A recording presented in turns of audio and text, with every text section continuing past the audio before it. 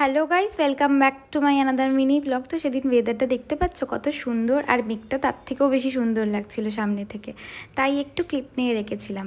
তারপরে সুন্দর ওয়েদারে নিয়ে বেরিয়ে পড়লাম ভুবনকে একটু বেরু করানোর জন্য, কারণ ও অনেক দিন বাড়ি থেকে বাইরে বেরোয়নি, তাই ওকে নিয়ে যাচ্ছিলাম একটু গঙ্গার ধারে। আগে ওকে আমি বারো মন্দিরেই নিয়ে যেতাম, কিন্তু এখন যেহেতু বারো মন্দির বেশিরভাগ সময় বন্ধ থাকে, তাই জন্য আমি সাদুরঘাটে ওকে নিয়ে যাচ্ছিলাম।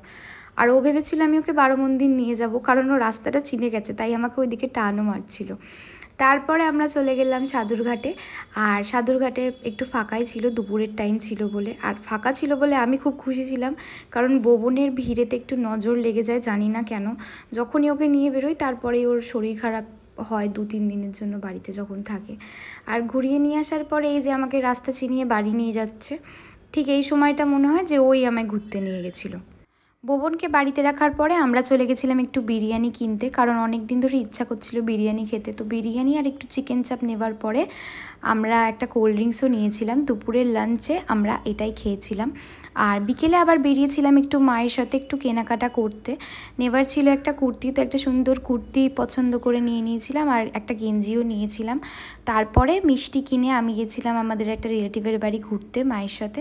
বাড়ি ফেরার পথে একটু ফুচকা খেয়েছিলাম, আর এখন চলে যাচ্ছি বাড়ির দিকে। তোমাদের সাথে দেখা হবে নেক্সট ব্লগে। ততক্ষণের জন্য সবাই ভালো থাকবে, সুস্থ থাকবে, টাটা।